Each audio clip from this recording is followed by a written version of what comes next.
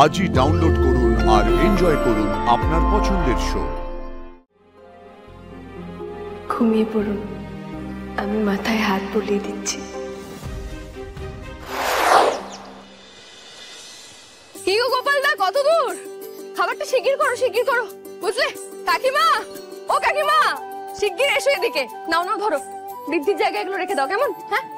ওফো, কি রে প্রতাপ, কত দূর? আর ফুলের ডেকোরেশন এখনো বাকি আছে। হ্যাঁ, উজিদি এক্ষুনি হয়ে যাবে। ভাই তোরা তাড়াতাড়ি শোনো না কাকিমা, একটু শোনো না। বলছি হলুদ কিন্তু এক্ষুনি চলে আসবে, মণ্ডপটা একটু ঠিকঠাক তৈরি করে দাও। ঠিক আছে, সব ঠিক করে দিচ্ছি, সব ঠিক করে দিচ্ছি। কাকু, বলছি একটু কাজের মধ্যে ব্যস্ত আছে তো, খিদে পেলে কিন্তু বিস্কিট আছে, রান্না করে খেয়ে নিও, কেমন? আমি চা করতে বলে দিচ্ছি। আমরা খেয়ে নেব, তুমি যাও, ওদিকটা দেখো। হ্যাঁ, সব ঠিক আছে। কি রে, সকালবেলা পায়ের তলায় সর্ষে দিয়ে ঘুরছিস, এত কাজ করছিস, যার জন্য করছিস সেই নিশা তো ঘুমোচ্ছে। দেখিয়ে দেখেছো, আমি না ডাকলে দিদি আবার উঠবেও না।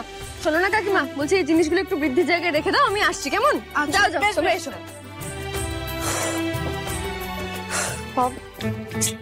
দিদিটাও না, পারলাম না ওকে নিয়ে আর।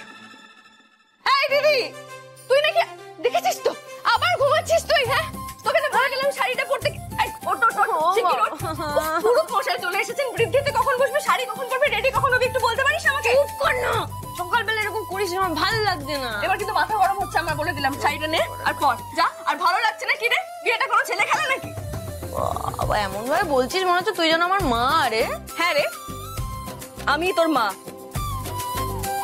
নে 10 শাড়ি, যা রেডি হবি, যা এক্ষুনি রেডি হবি, যা। এক্ষুনি যাচ্ছি সবাই এক্ষুনি যাচ্ছি। মা কি যে করে না সব সময়।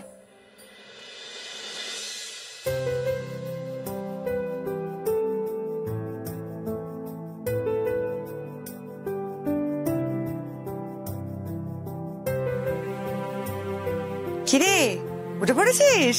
হ্যাঁ,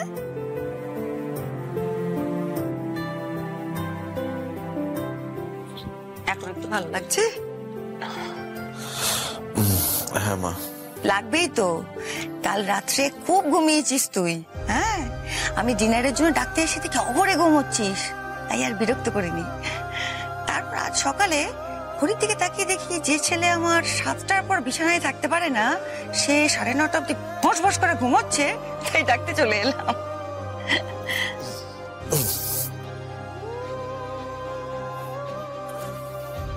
সত্যি এতক্ষণ ঘুমিয়ে আমি অনেক সময় নষ্ট করে দিলাম। কি সময় নষ্ট করেছো? সময়টা ইউটিলাইজ করেছো। শরীরেরও বিশ্রাম প্রয়োজন। হ্যাঁ, এত ভালো ঘুমিয়েছিস বলেই শরীরটা ভালো হয়ে গেছে তো। ওরে, শরীর সুস্থ থাকলে তবেই লড়াইয়ের ময়দানে নামা যায়। দেখি তোর জ্বরটা দেখি আছে কিনা। না, ছেড়ে গেছে, দেখেছিস? কাল রাত্রে ডক্টর এসেছিলেন, চেক আপ করলেন, তখনই বলেছেন যে কোনো চিন্তার কিচ্ছু নেই। হ্যাঁ, শোন না, তুই বোধহয় কিচ্ছু টের পাসনি না, বেহুশ হয়ে ঘুমোচ্ছিলি। আমি কিন্তু জানতাম এই জ্বর থাকলে ভালো হতে।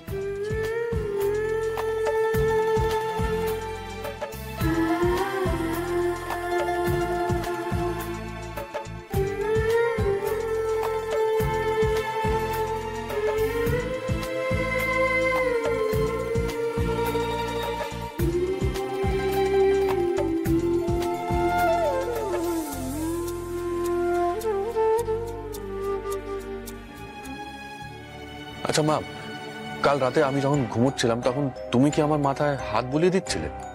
কই না তো, আমি তো তোর ঘরে আসিনি।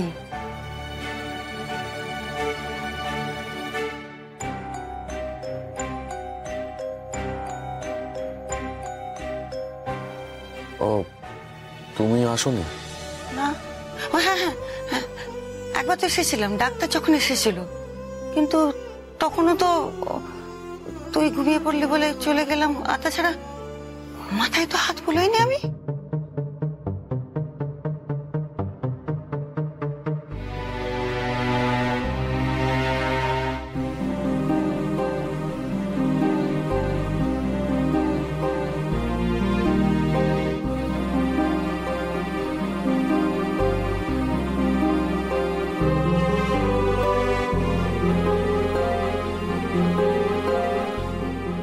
ঘুমিয়ে পড়ুন, আমি মাথায় হাত বুলিয়ে দিচ্ছি।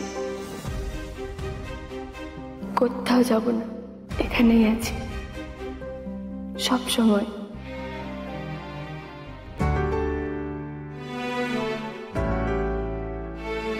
হ্যাঁ রে, কাল জ্বরের ঘোরে বেহুশ হয়ে ঘুমোচ্ছিলি বলে বোধহয় তোর মনে হয়েছে না আমি তোর মাথায় হাত বুলিয়ে দিচ্ছি। তাই হবে বোধহয়, তাই তো? তাই হবে। শোন, শিগগিরই চান করে নে, যা। সবার ব্রেকফাস্ট হয়ে গেছে, আমি কিন্তু খাইনি, অপেক্ষা করে বসে আছি। কি, তুমি এখনো খাওনি? ওমা, কি করে খাবো? আমার সোনা ছেলেটা যে কাল রাত থেকে না খেয়ে আছে, আমি খেতে পারি? আচ্ছা, আমাকে 2 মিনিট দাও, আমি রেডি হয়ে আসছি। যা শিগগির যা। কি হয়েছে রে সন্দীপ? কি হরিদা, আমাকে মাংসের টাকাটা দিয়ে দিও। কত করে বললাম, বিয়ের দিন সকালে 50,000 টাকা দাও, বাকিটা এত মাল কি করে আমি সাপ্লাই দিই বলো তো? আমি তো দিয়ে দেবো, এত ব্যস্ত হচ্ছিস কেন? আমার টাকা ঢুকে যাবে, টাকা ব্যাংকে ঢুকে গেলে আমি কোনোদিন বাকি রেখেছি? এখন তা দিয়ে করিস না। ঠিক আছে, আমাকে যেন আর আসতে না হয়। ঠিক আছে এখন যা। কি হয়েছে বলো তো বাবা? হ্যাঁ, তোমার মুখটা এরকম শুকনো দেখাচ্ছে কেন? না কোনো কিছু নিয়ে টেনশন করছো তুমি? না টেনশন আমার কিসের? টেনশন না, মানে আসলে ফোন করছি বুঝলি, কিন্তু লোকগুলো কিছু তো ফোনটা ধরছেই না। কাকে ফোন করছো? আরে ওই লোকগুলোকে ফোন করছি।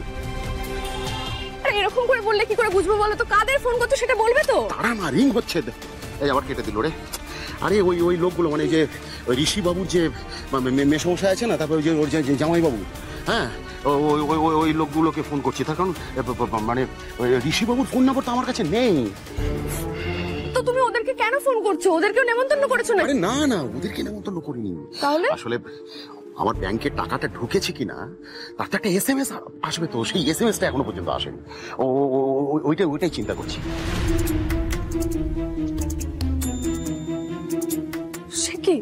না তুই চিন্তা করিস না, মানে এমন তো অনেক সময় হয় যে হয়তো ব্যাংকে টাকা ঢুকে গেছে কিন্তু মোবাইলে হয়তো SMS-টা আসেনি, মানে আসতে দেরি করে না, এরকম তো হয় না। শোনা বলছি কি, এটিএম এ গিয়ে একবার চেক করে দেখি, বুঝলে? মনে হয় ঢুকে গেছে বাবা টাকা। আমি গেছিলাম আমাদের বাড়ির কাছে যে ATM-টা না, ওই ATM আমি গেছিলাম, কিন্তু ওই মেশিনে কি সব গন্ডগোল, সেই জন্য এখন আমার যে আরেকটা ATM আছে ওটা তো অনেক দূরে না, সেই জন্যই চিন্তা করছি। আসলে টাকাটা না ঢুকলে তো মুশকিলে পড়ে যাবো রে, মাথাটা কাজ করছে না আমার। মা তো চিন্তা হয়ে যাচ্ছে রে, এতগুলো মানুষ কি করে টাকা দেবো বলতো? প্যান্ডেলের লোক, তারপরে ক্যাটারিং এর লোক, সবাইকে তো আমাকে অ্যাডভান্সটা করেছে, কিন্তু দিতে তো হবে।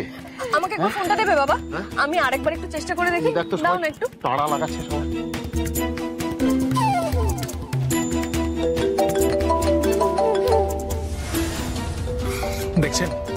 দেখেছেন মেজমশাই, বারবার ফোন করছে হরিপ্রসাদ। এরপর আর কাকে ফোন করবে কে জানে।